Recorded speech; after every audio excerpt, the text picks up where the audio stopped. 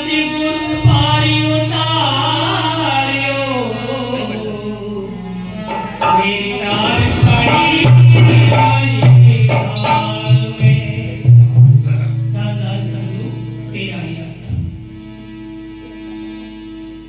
हर सांसों में हो सिमरन तेरा यूं बीत जाए जीवन मेरा हर सांसों में हो सिमरन तेरा यूं बीत जाए जीवन मेरा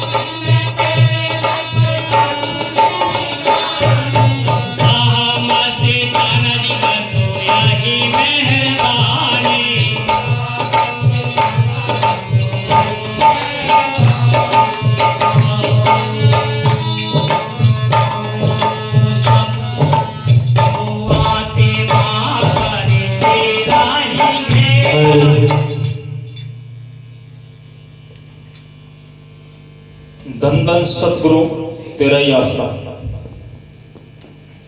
संतों की जरूरत। सच्चा नाम संतों की कृपा और बख्शिश से मिलता है। मनुष्य स्वयं कितने ही यत्न करे, करोड़ों जब तक पूजा पाठ, तीर्थ व्रत और दूसरे उपाय करे, जब तक शब्द के मार्ग को जानने वाला संत नहीं मिलता, सच्चा नाम नहीं मिल सकता। हाँ, देखो मालिक की मेहर से सतगुरु की प्यारी साथ संगत, संतों ने हमेशा ही इस मृतलोक में आकर अवतार लेकर उन तड़पते हुए जीवों को समझाया है, उनको जगाया है, उनको भेद बताया है कि भाई चलो अपने घर चलो, ये तुम्हारा घर नहीं। ये काम उस मालिक ने अपने संतों के अंदर बैठकर हम सब के बीच में रहकर,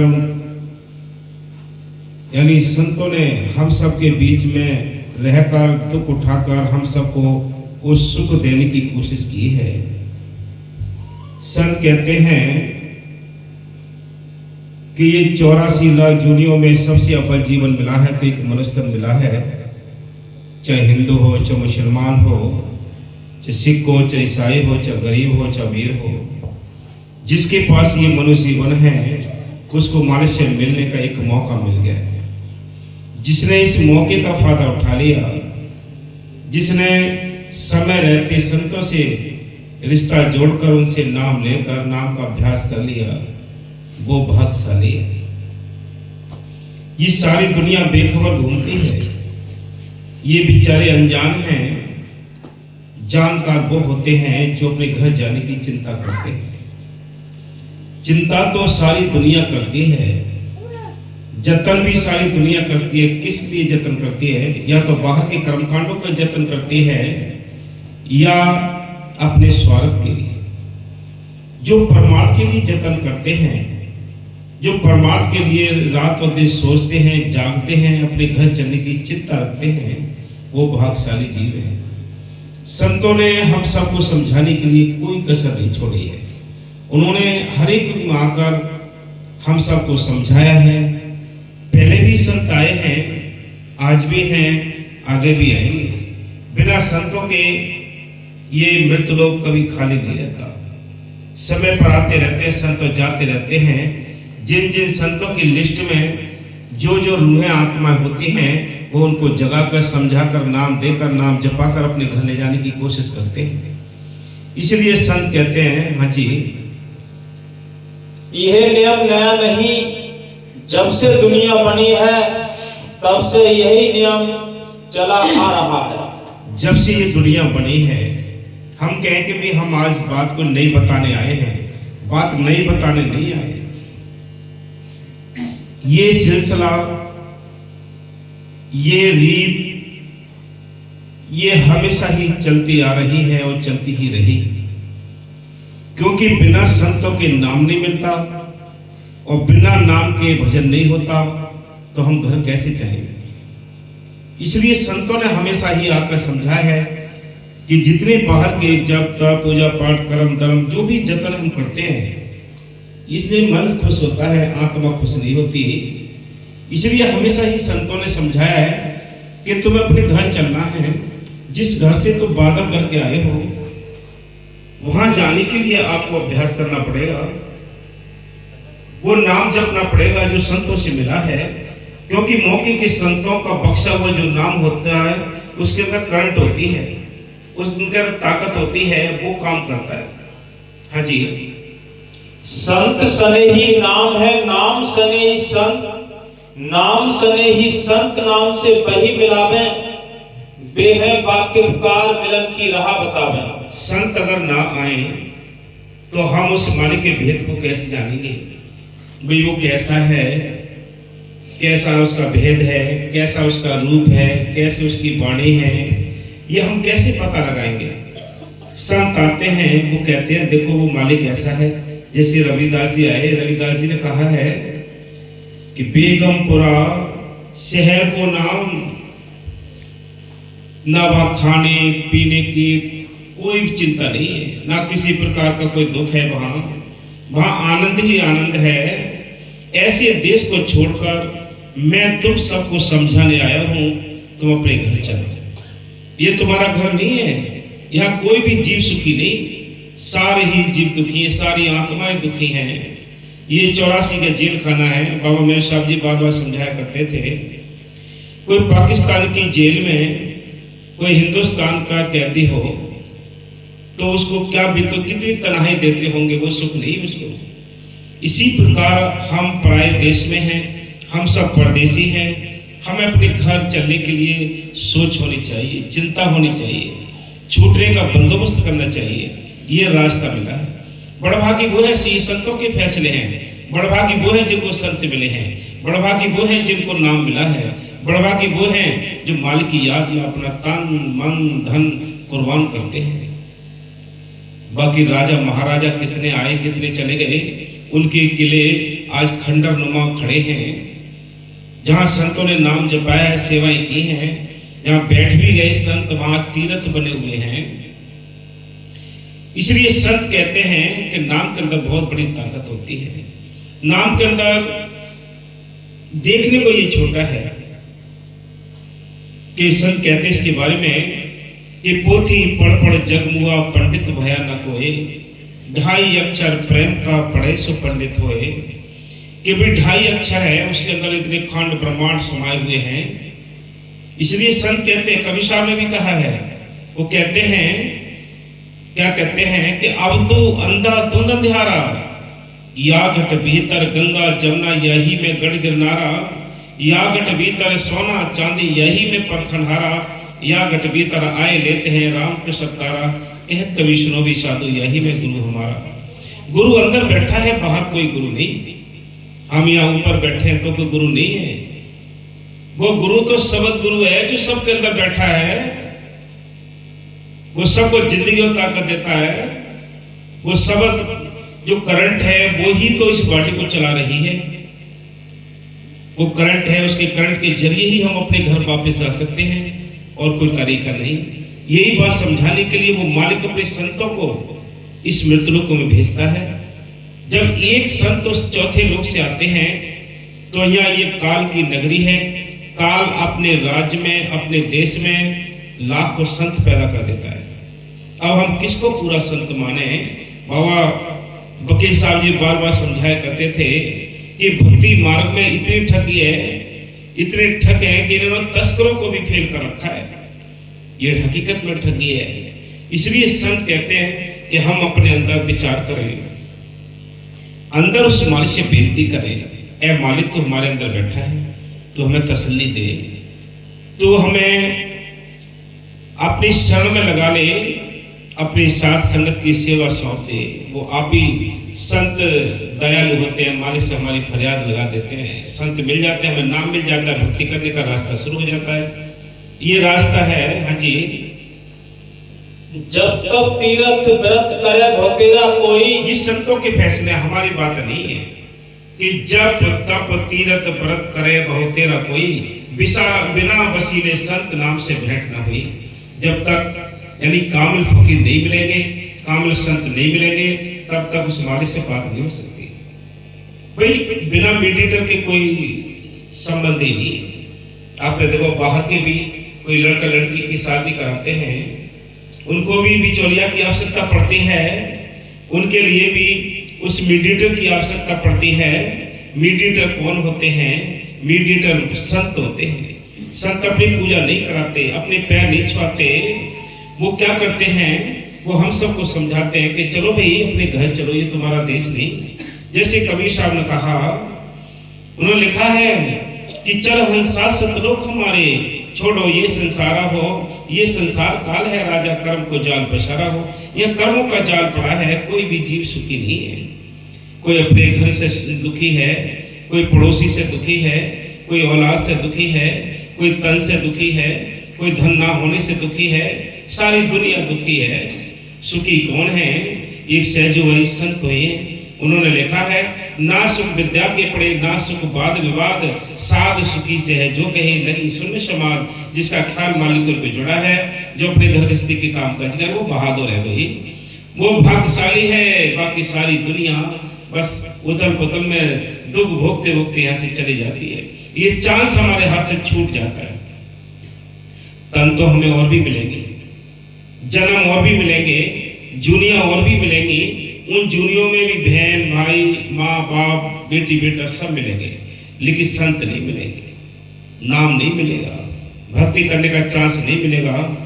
इसलिए संत कहते हैं कि सर्वोच्च जीवन बताया है संतों ने, ये मनुष्य जीवन, कि ये सारी 84 लाख जूनियां हैं, जिसमें 30 लाख प्रकार के दरख्त हैं, 27 लाख प्रकार के कीड़े मकोड़े हैं, 14 लाख प्रकार के पक्षी हैं, 9 लाख प्रकार के पानी के जीव हैं, 4 लाख में भूत प्रेत देवी देवता मनुष्य जीवन। ये सारी दुनिया हैं। इन दुनिया में सबसे अव्वल जीवन मिला है मनुष्य जीवन। लेकिन जिसने अव्वल बना लिया वही तो अव्वल है। जिसने इसको एक कौड़ी के बदले ही गंवा दिया, दारू पीकर, जुआ खेलकर, मांस खा के, बुरे कर्म करके इस शरीर को ही यानी अपने हाथों से हीरा जन्म ही बर्बाद कर दिया, तो अव्वल कहाँ रहा?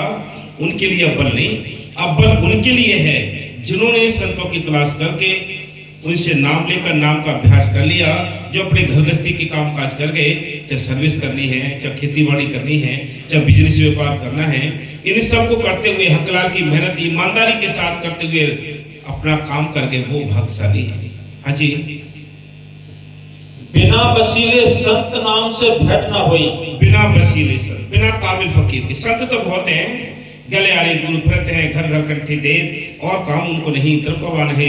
कन पुकार गुरु जगत में राम मिलाव न, और सो सतगुरु को जानिए, जो मुक्ति दिखावट और मुक्ति वाला गुरु चाहिए भाई, जो हमें आजाद कर सके इस जेल से। हाँ जी, कोटन करे उपाय भटक सगरो से आवे, संत द्वारे जाए नाम तो घर तक पावे। कोटन करे उपाय, करोड़ों उपाय कर लो, कितने पूजा पाठ कर लो, कितने वृक्षों को पूज लो, कितने पत्थरों को पूज लो, कितने गंगा स्नान कर लो, कितने कहीं मत्था टेक लो, कुछ नहीं बढ़ना है। इनसे टेम्परेरी शांतियां मिल सकती हैं आपको, टेम्परेरी सुख मिल सकते हैं, लेकिन आत्मा का सुख नहीं मिल सकता। आत्मा के लिए सिमरन चाहिए, भजन चाहिए, नाम चाहिए। जब तक इसको ये नहीं होगा तब तक इसको तृप्ति नहीं होती है, इसको शांति नहीं आती। बाहर के काम करके मन बड़ा खुश होता है। मैंने 15 दिन जागरण करा दिया, 15 दिन मैंने भागवत करा दिया, बड़ा मन फूल जाता है। फिर इसके पास जो दौलत है वो कम हो जाती है, फिर सोचता है कि 1 साल बाद कराऊंगा। इधर संत कहते हैं, क्या कहते हैं कि हर श्वास में वो सिमरन तेरा। संत तो ये कहते हैं कि हर श्वास में सिमरन हो। पूजा पाठ होते हैं, छठे छमाई होते हैं, सुबह शाम कर लेते हैं, बहुत सी महीने पर कर लेते हैं, होली दिवाली कर लेते हैं पूजा। लेकिन संत कहते हैं ये श्वास वृथा ना जाए, कि हर श्वास में हो सिमरन तेरा। ऐसा बना दो जीवन मेरा, ऐसा मेरा जीवन बन जाए, ऐसा मेरी आदत पड़ जाए। आदत पड़ी हुई है दुनियादारी के भजन करने की, आदत पड़ी हुई है दुनिया के घर गृहस्थियों के उलझन की। इसी की चिंता करते हैं हम, अपनी चिंता नहीं करते, अपना कल्याण करने की चिंता नहीं करते, पराये काम करते रहते हैं, पराये काम करते रहते हैं। ये कैसा भेद है? ऐसी मैग्नेट पावर लगा रखी है, ऐसी चुंबक लगा रखी है कि इंसान को पता ही नहीं कि हम कर क्या रहे हैं। जो कर रहा है वो धोखा कर रहा है, लेकिन उसको पता नहीं। जीव को जो समझ गए इस बात को उनको पता पड़ जाता है, बाकी किसी को भेद के पता ही नहीं है। वो चुंबक ही ऐसी है, चाहते हुए वो अपना खिंचाव रखती है। ये संसार एक चुंबक है, ये मैग्नेट पावर है। ये मैग्नेट पावर जो है हमें अपनी ओर आकर्षित करती है। बच्चे अपनी ओर खींचते हैं, धन दौलत अपनी ओर खींचती है, समाज अपनी ओर खींचता है, ये संसार अपनी ओर खींचता है।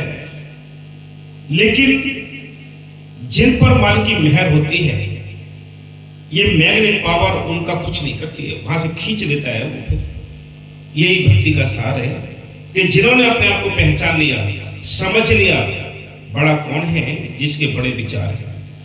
संत कहते हैं कि बड़ा वो है जो माल की मेहर से जिसने अभ्यास कर लिया, संत मिल गए, नाम मिल गया, वो बड़ा है। बाकी कोई बातों से बड़ा नहीं, बातों से बड़ा नहीं है, कोई जाति से बड़ा नहीं होता, कोई धर्म से बड़ा नहीं होता। बड़ा है तो अपने कर्मों से बड़ा है। अच्छे कर्म करोगे, अच्छे भजन भक्ति करोगे तो बड़े हो जाओगे। बाकी सब नीचे और नीचे। हाँ जी। पलटू ये है प्राण पर आद सेती और अंत, संत सने ही नाम है, नाम सने ही संत। प्रभु कृपाल कृपा करे नाना, नाम नानक साधु संग मिले। बिना कृपा के साधु का संग नहीं मिलता, बिना कृपा के ये साध संगत नहीं मिलती, बिना कृपा की ये चर्चा नहीं मिलती, बिना कृपा के ये उस मालिक की मेहर से ये प्रोग्राम करने का टाइम ही नहीं मिलता। कि सोच ही नहीं आती है, सारी दुनिया उल्टे काम कर रही है, सारी दुनिया वो काम करती है जिससे उसका कुछ मिलता ही नहीं है, और सत्संगियों को बेवकूफ समझते हैं।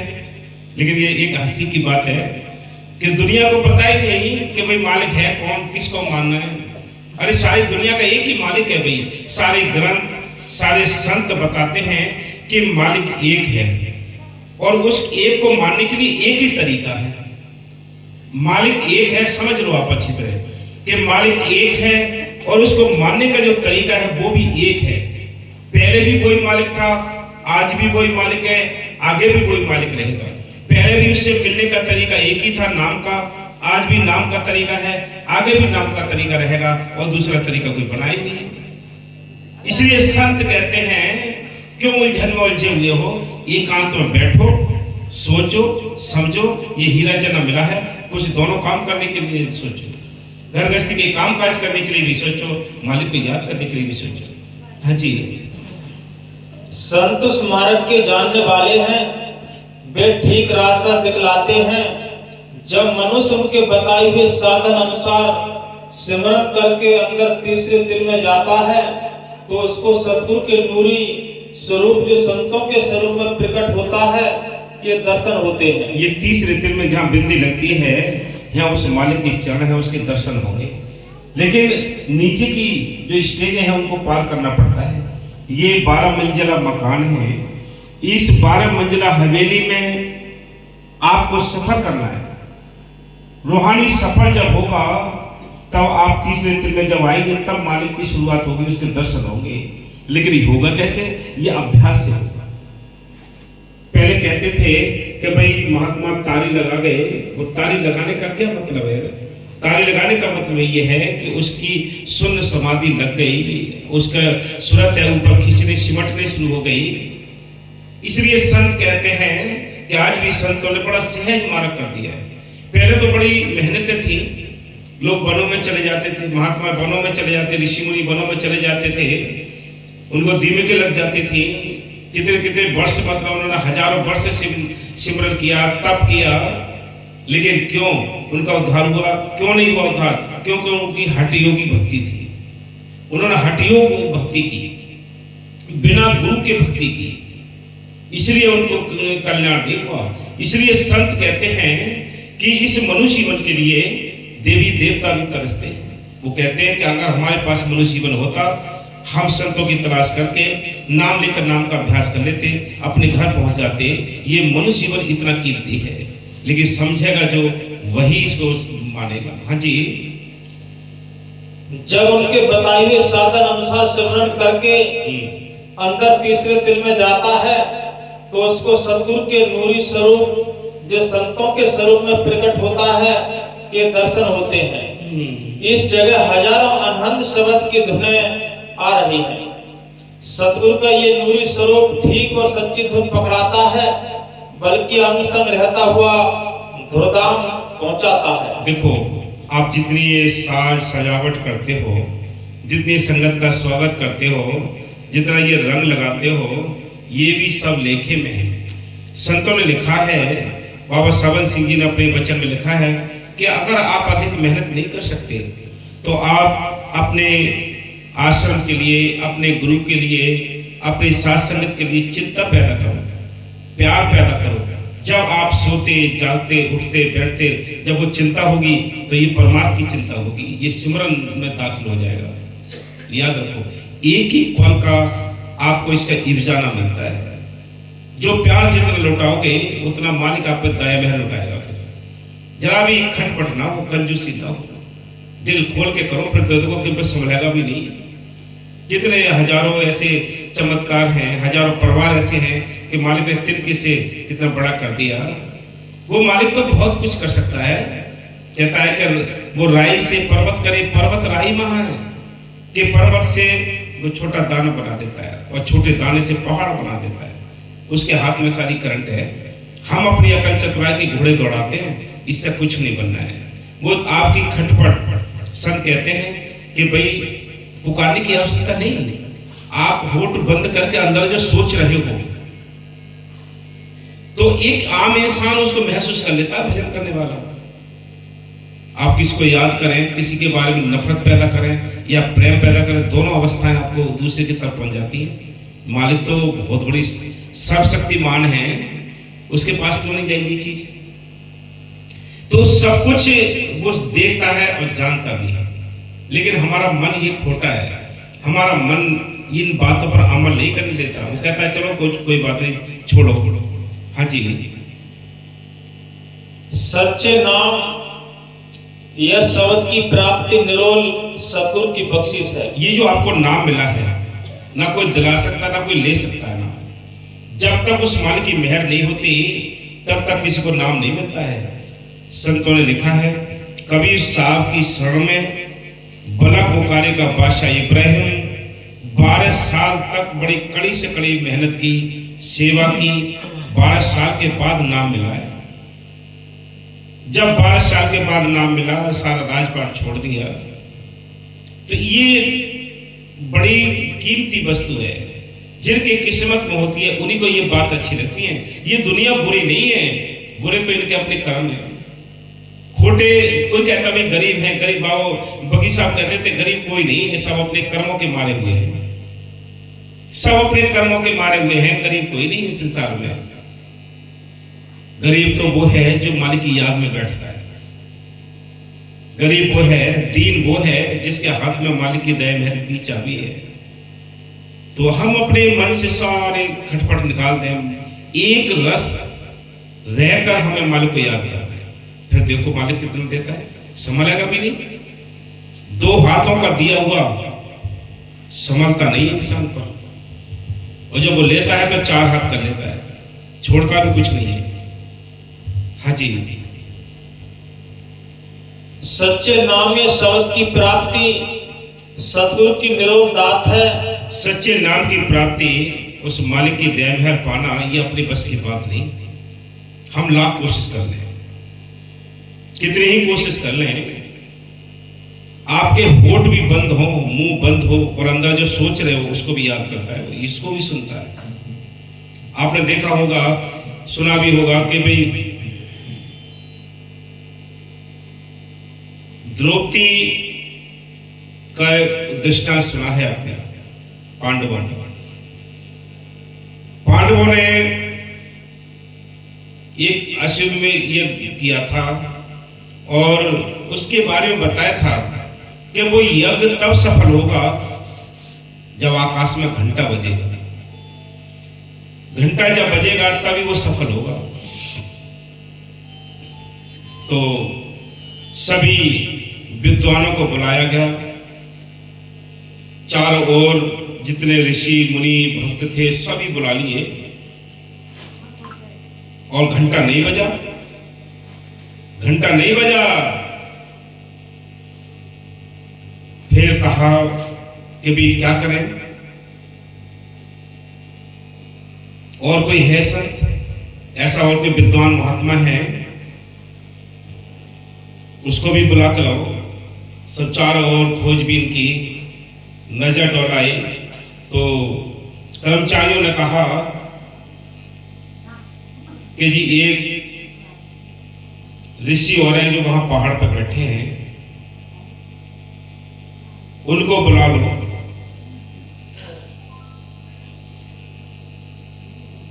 उनके पास गए, उनसे कहा कि आपके लिए दरबार में बुलाया है,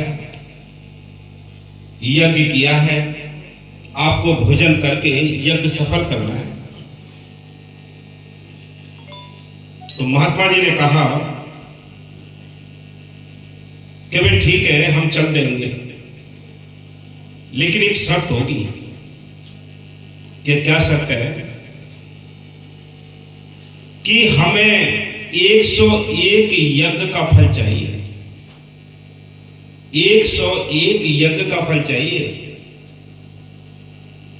अगर ये है तुम्हारे पास तो हम चलते हैं। वो देखने लगे कि यहाँ तो एक ही पूरा ना हो रहा तो 100 कहां से लाएंगे। ये एक ही पूरा नहीं हो रहा है। एक ही पूरा करने के लिए पूरी कोशिश कर ली, पूरा क्षेत्र पूरा ये एरिया सारी इकट्ठी कर ली विद्वानों से, एक ही मतलब यज्ञ नहीं हुआ सफल, तो ये 100 कहां से लाएंगे।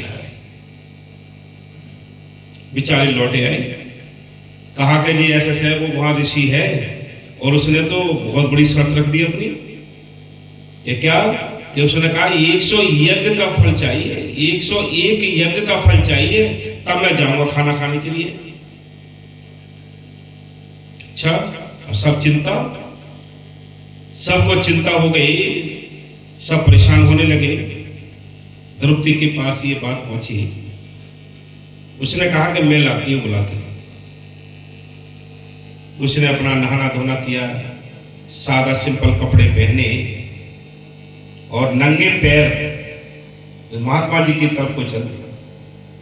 जब उनके पास पहुंची, प्रणाम किया और उनसे कहा कि महाराज हमारे दरबार में पधारिए, हमने यज्ञ किया है और यज्ञ सफल नहीं हो रहा है, आपको चल के हमारे यज्ञ को सफल करना है और भोजन ग्रहण कीजिए। क्या आपने शर्त सुनी है? क्या हाँ मैं सुन लिया है, कि मैंने सुन लिया है कि ठीक है लाओ फिर 101 यज्ञ का फल चाहिए। द्रौपदी ने कहा, बड़ी समझदार थी, विवेकी थी, उसने कहा कि मैंने आपके ग्रंथों में भी सुना है, संतों के मुख से भी सुना है। कि क्या सुना है? कि मैंने सुना है कि संत मिलन को चालिए तज माया अभिमान, जो जो पर आग्रह है कोटन यज्ञ समान। कि संतों से मिलने के लिए, उनके दर्शन करने के लिए जितने हमारे कदम रखे जाते हैं, उनका एक एक कदम का एक एक यज्ञ का फल होता है। मैं जितने कदम यहां रख कर आई हूं, उनमें से 101 आप ले लीजिए, बाकी मेरे को वापस दे दीजिए। वो समझ गए, घेर लिए वो, उसने अपने विवेक में कि बस चुप के चल दिए। कहा भाई विवेक ये समझदार रही है।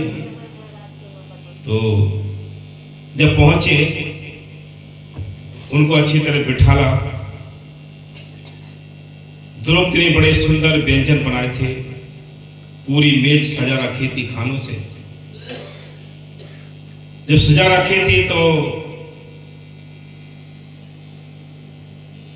साइड में रसोई थी, रसोई में से द्रौपदी देख रही थी। उन्होंने क्या करा, महात्मा जी ने 2-4 कटोरों में की कटोरी में की जो सब्जी वगैरह खाने पीने थे, वो एक कटोरी में इकट्ठे कर लिए। जब ये कटोरी में इकट्ठे कर लिए तो द्रौपदी मुंह नहीं खोला था। याद रखो, वही बात आ गई है, यहाँ इसलिए लाया हूं आपको, वही बात आ गई। उसने होठ नहीं खोले, मुंह नहीं खोला। महात्मा जी से ये नहीं कहा था कि तुम ऐसा क्यों कर रहे हो, नहीं, केवल होठ बंद थे। अंदर ख्याल आ गए कि ये रहा नीच का नीच, इसने पता ही नहीं कि ये कैसे खाने खाए जाते हैं। अगर ये अलग अलग खाने खाता तो पता पड़ता कि द्रौपदी कैसे सुंदर खाने बनाती है। इसने सारे एक जगह गड्ढ शड्ढ कर लिया है। इतना अंदर सोचा था बिना होठ खोले। इतने में घंटा बजा नहीं, उन्होंने खाना खा लिया। जब घंटा नहीं बजा तो फिर चर्चा होने लगी कि अब क्या करें। एक ही ऋषि रह गया था, वो भी, उसने भी खाना खा लिया, घंटा फिर भी नहीं बजा।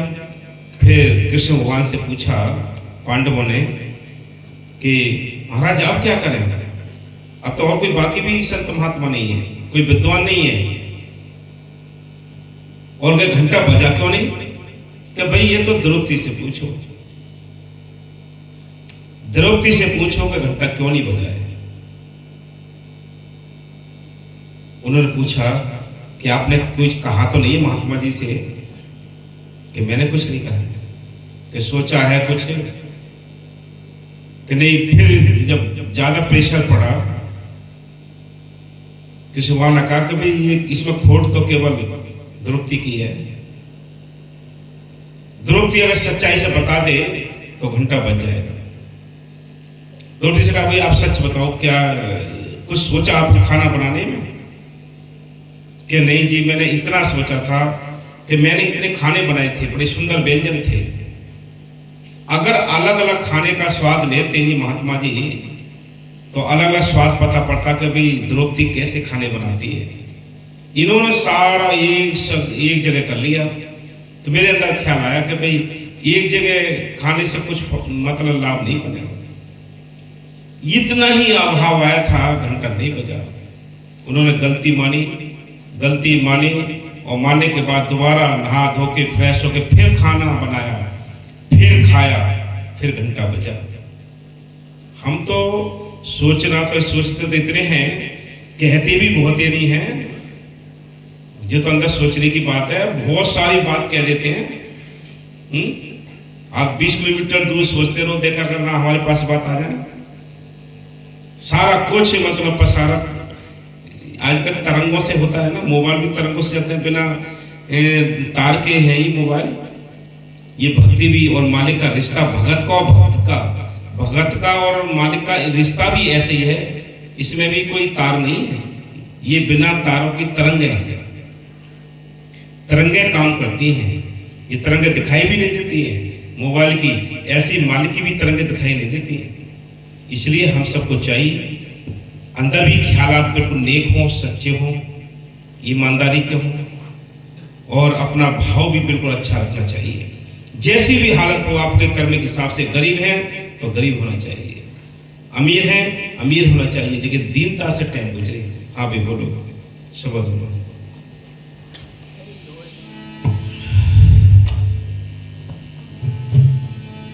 हरदम रहे